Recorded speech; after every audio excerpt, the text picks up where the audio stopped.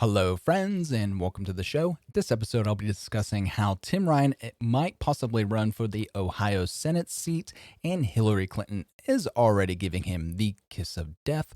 I'll be talking about Brian Stelter's freedom of reach rant and how he's getting called out as it's an attack on the First Amendment. I'll briefly touch upon the Myanmar coup and the declaration of a state of emergency, and the Hill reports 80 journalists arrested amid Russian protests. So let's get started. Former Secretary of State and failed presidential candidate Hillary Clinton urged Representative Tim Ryan to run for the Ohio Senate, being vacated when current Senator Rob Portman retires at the end of his term. Representative Tim Ryan is seriously considering running for U.S. Senate in 2022, tweeted Kathy DeCristofaro. I can't pronounce that. A Democratic National Committee member. Ohio needs leaders like Tim Ryan to fight for working people. I'm all in. Clinton, the 2016 failed presidential nominee, chimed in with a tweet of her own saying, "You're right, Kathy." So I'm going to be interested to see. They continue in the article basically saying how Ohio is drifting farther red. They're going farther right. And I don't see how these policies being proposed by Joe Biden is going to help that. You're going to see people who did vote blue. I know people who are conservatives. I know people who are Republicans and said, this is my first time ever voting for a Democrat. And they're going, I don't understand. He said he was a moderate. He didn't say he was a progressive. He didn't say he was going to be doing all this stuff. He said he wasn't going to be doing all these things that he's already doing. And you have everybody else saying, he said it. The news just didn't report it. You didn't open your eyes. You didn't open your ears. You didn't do your homework to understand what he was saying. And the only reason behind it was because, depending on his audience, he would change his narrative. He would change his story. He would change his mission objective.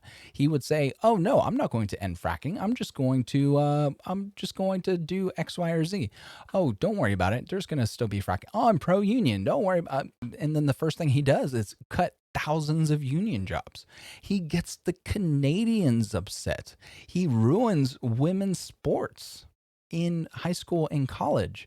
It's bananas. So I know a lot of people who were conservatives who voted blue thinking, I can't vote for Trump because Orange Man is bad. Orange Man as a person is bad. They couldn't look past his personal foibles, right? They couldn't look past his imperfections.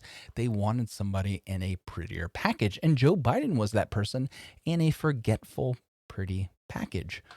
Let's jump over to CNN and Brian Stelter.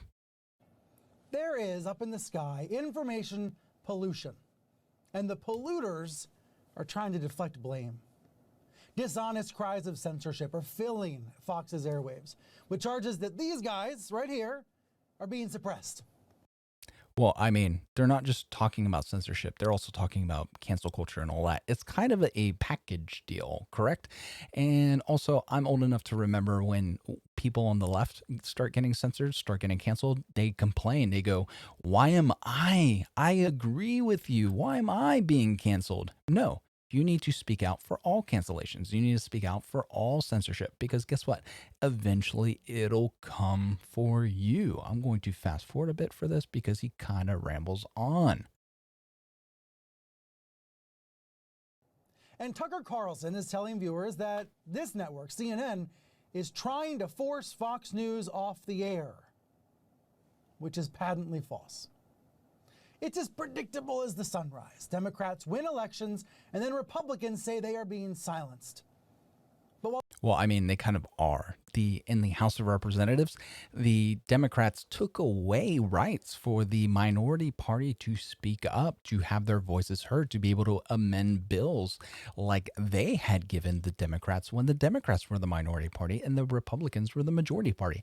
And the Republicans actually gave that right to the Democrats. The Republicans actually didn't have that before they became the majority party. So now that the split is so tight, the Democrats are starting to take those rights away, starting to take that voice away from the minority party in the legislative branch, and it's disturbing. And for him to go, "Whoa, they say they're trying to silence." No, they are trying to silence them. They are silencing them. There's not even a try about it. It's just how effective they will be at it. While some cry cancel culture, let me suggest a different way to think about this: a harm reduction model. Most people want clean air and blue skies and accurate news and rational views. And then in that healthy environment that looks beautiful, then we can have great fights about taxes and regulation and healthcare and all the rest. The vast majority of people can agree that disinformation about, let's say, the pandemic is unhealthy. It's harmful. So how can that harm be reduced? Well, big tech platforms say they are removing lies about vaccines and stamping out "Stop the Steal" BS. So I'm old enough to remember when people were talking about vitamin D and vitamin D being important, and they were labeling that misinformation. People were having their stuff taken down off of YouTube because that was considered disinformation. And now Dr. Fauci is saying, I take vitamin D every day, and that's bananas. You have people basically saying early on, we saw that people who were really, really sick from COVID, the overwhelming majority of them had really low levels of vitamin D. Perhaps, maybe there's a correlation's not causation, right? But that correlation says if you have extremely low vitamin D, this is going to hit you hard. Perhaps you should supplement with vitamin D. It doesn't cost a lot of money.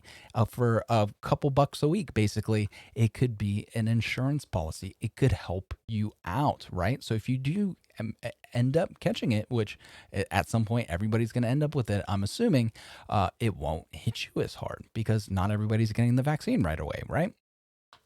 And it's not just that. It's so it's so disingenuous to say there needs to be only one objective truth. There is one objective truth, right? There is one form. There is what is authentic, right? There is the truth.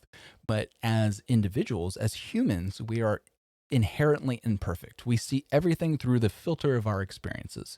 And so you have three people witness a shooting, and you'll have someone who was a soldier, you'll have someone that's never been around guns before, and you'll have someone who is deaf, right? And the deaf person didn't hear any gunshots because they're deaf. You have the person who's afraid of guns, never been around guns. They heard 7 gunshots because they heard echoes as well. And then you had the trained combat soldier that said there was 4 gunshots. That person was shot 4 times. 4 shots were fired, right? But the person says, well, I heard 7 shots. They're both telling the truth. They just happen to mistake that echo as a gunshot. They're not lying. It's just through their experiences or lack of experiences, they thought those echoes were gunshots.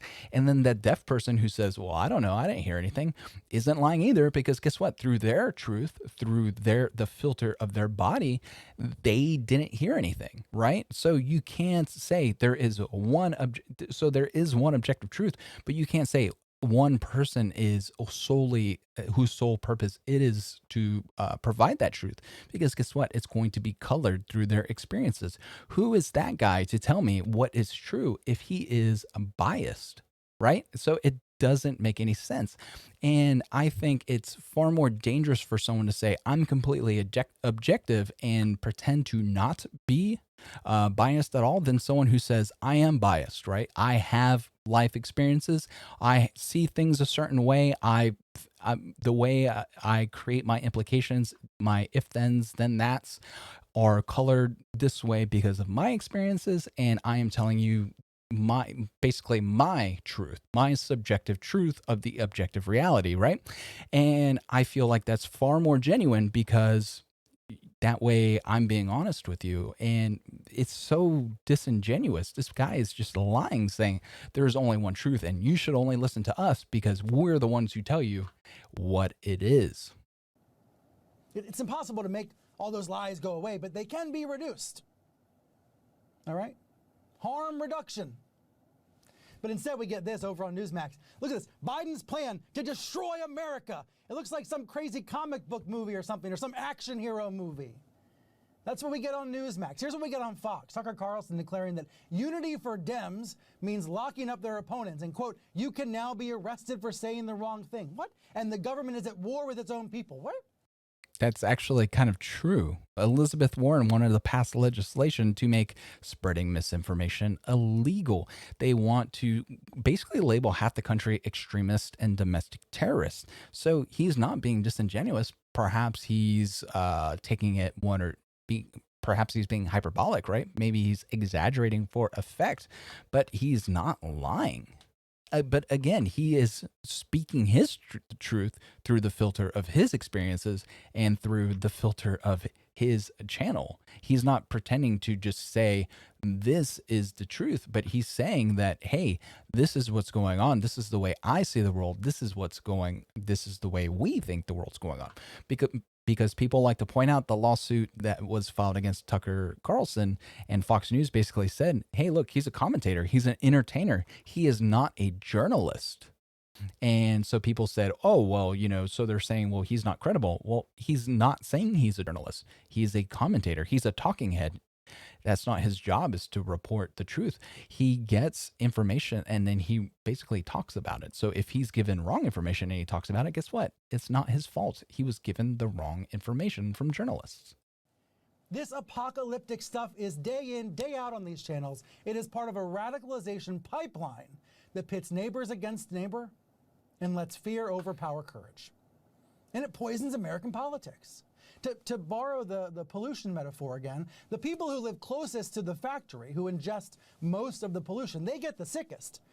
Oh, and I'd like to touch on where he was saying that the Joe Biden destroys America. Here was an article from Newsweek back in 2017, how Donald Trump is destroying America in 3 easy steps, according to John Oliver. So shut up, dude. Don't pretend like it only cuts one way. People on the left do the same shenanigans. The same news stories are being run. So guess what? Both sides have their boogeyman, and those on the right are sharpening their claws and going, Joe Biden is basically our scratching post for the next 4 years, because he's going to undo everything Trump did, and it's going to dial it back to where Obama had it. And admittedly, Jen Psaki said it. It's not like he's doing anything. He's just rolling it back to where it was when Obama did it. There's a reason why we got a Donald Trump, and it was because Obama's policies were disliked. So people need to understand that. Let's jump back to the video. But everyone is affected by this toxic information world. So most of the criticism of Facebook is not aimed at stopping social media, stamping it out. It's about making the platform actually more social, helping friendships, not ruining them. And most of the criticism of Fox News is not aimed at shutting it down, which will never happen anyway. It's about making Fox better. Well, it's the same people talking about not allowing Fox News to be spread on the satellite providers, the cable providers.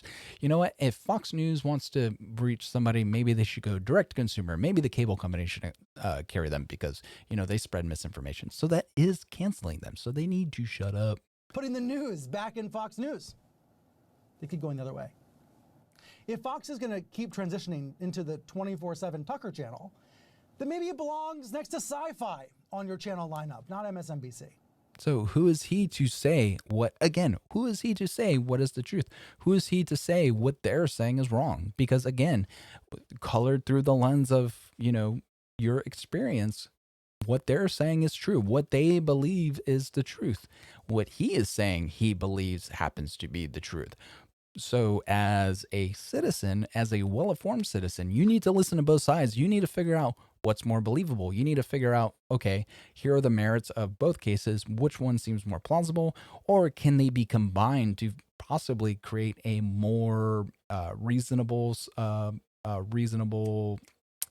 conclusion, right? Can that more reasonable conclusion be drawn from facts from both sides of the argument, right? So that's your job as a well-informed citizen.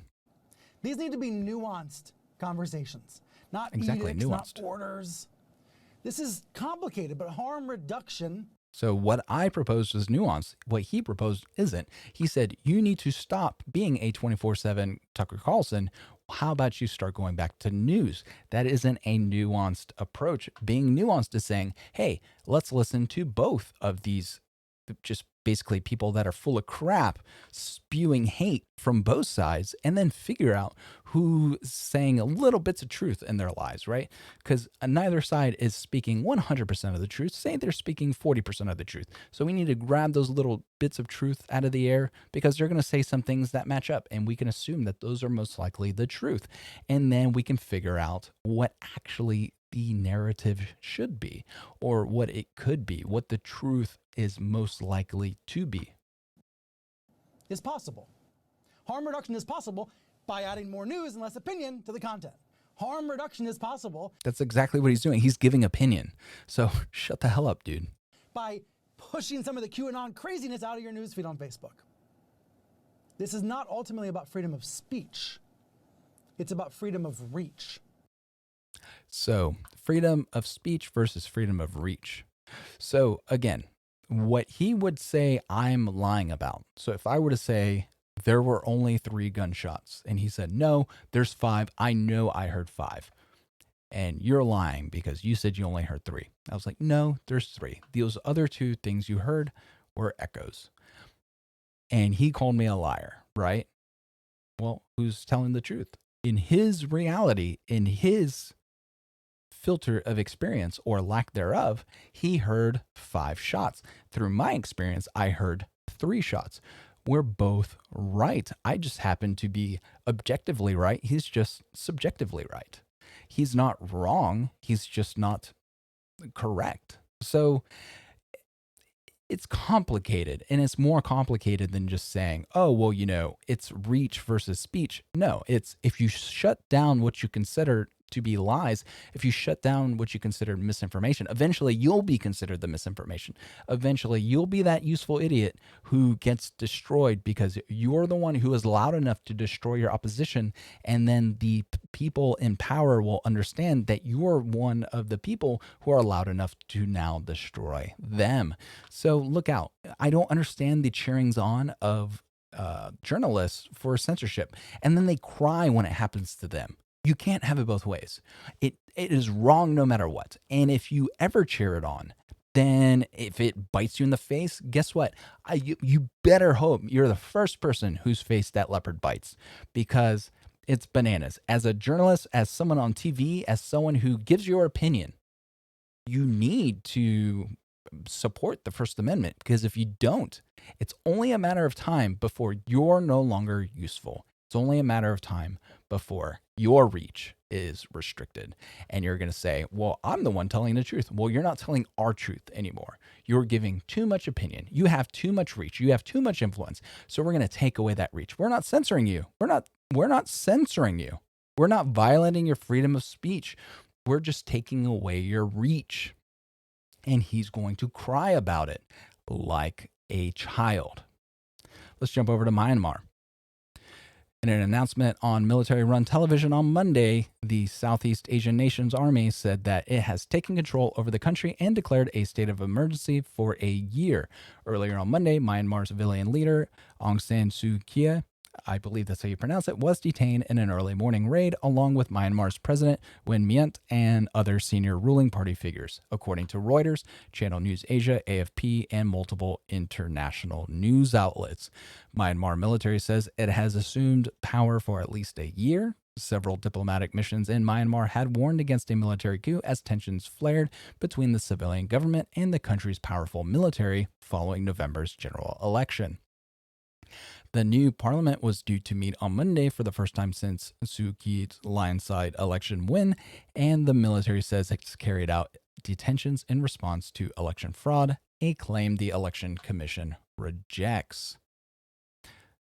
Local Myanmar military TV has just announced the military has taken over control of the country, that the VP, former military general, is now the temporary president, and he was given authority to the military chief. This will reportedly be for a 1-year period.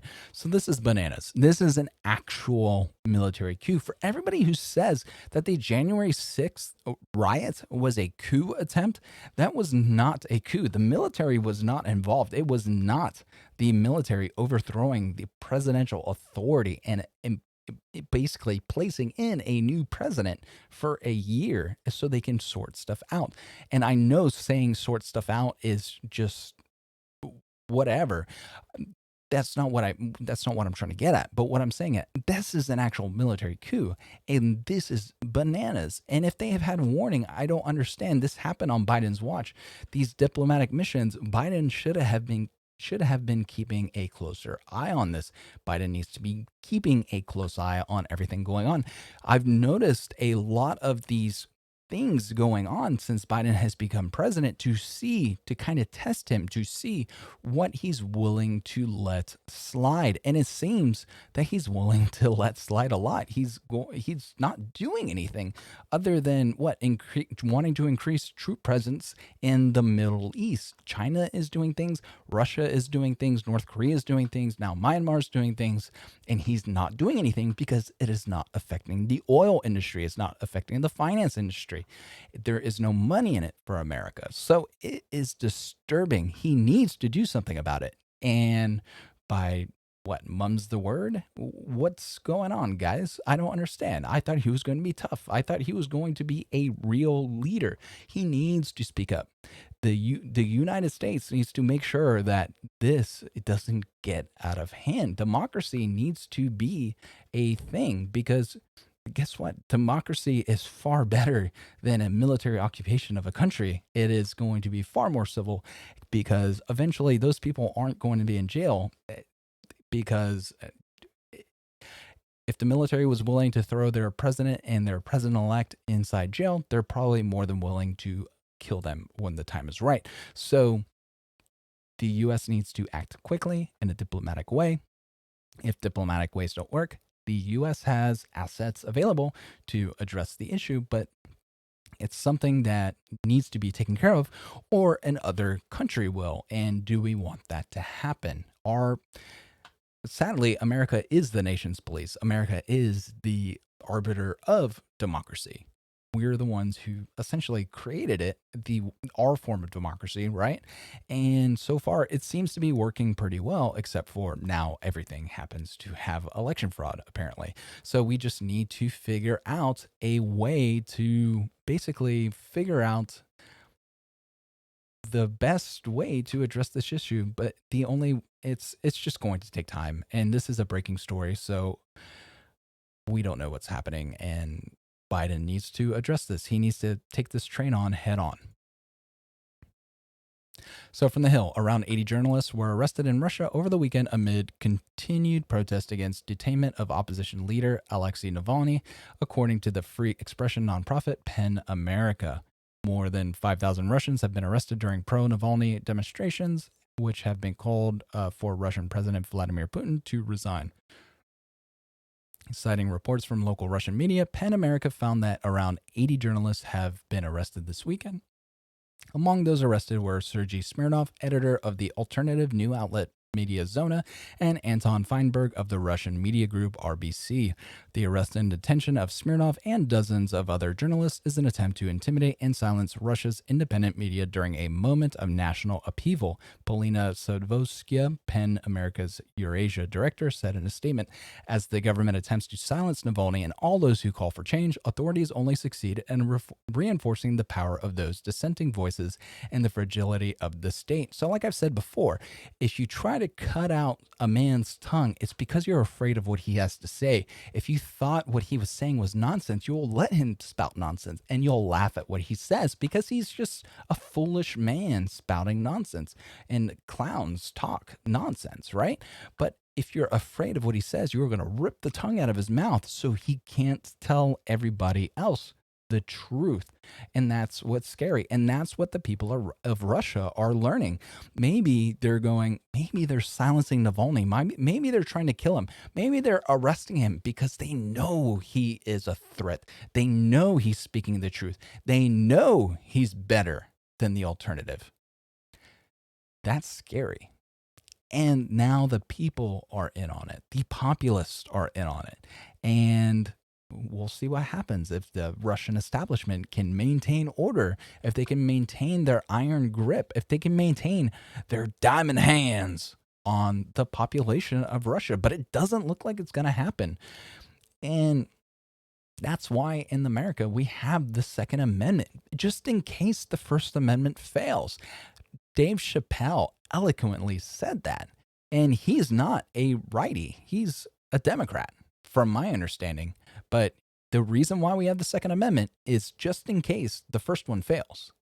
And even Dave Chappelle understands the importance of that, because eventually there's going to be a point where you're going to install some dictator in the United States and you're going to have to fight as a population against a tyrannical government. It might be 100 years from now, it might be 500 years from now, but you never know. And that's why the Second Amendment is so important, because the US, everybody says, well, the Army has jet planes and bombs and nukes and Hellfire missiles and all this stuff that they have, right? And they're not wrong. The United States Army has or the US military has bananas technology. But they'll never use that technology in America. They won't just level cities. They won't just kill millions of people in the United States, because guess what? The rest of the world will step in, or the US is going to have to fight wars on multiple fronts, because eventually you're going to have other countries come in to rescue Americans, because they'll see what America is doing to its citizens, and then they'll have to step in and react. Just like America steps in to help people in other countries when their rights are being violated. That's the whole point of the United Nations. That's the whole point of NATO. So we need to figure out what's going on. Navalny returned to Russia early in January and was detained at the airport upon his arrival. He had been recuperating in Germany after being severely poisoned by Soviet-era nerve agent called Novichok. Newly sworn in Secretary of State Antony Blinken denounced the Russian government's response to the protests. The U.S. condemns the president's persistent use of harsh tactics against peaceful protesters and journalists by Russian authorities for a second week straight, Blinken wrote in a tweet on Sunday. I remember when Trump got his coin sack punched in for tweeting stuff like this. We renew our call for Russia to release those detained for exercising their human rights, including Alexei Navalny. President Biden touched on Navalny as a matter of concern during his first call with Putin as U.S. president. President Biden made clear that the United States will act firmly in defense of its national interest in response to actions by Russia that harm us or our allies. The two presidents agreed to maintain transparent and consistent communication going forward, the White House said in a statement.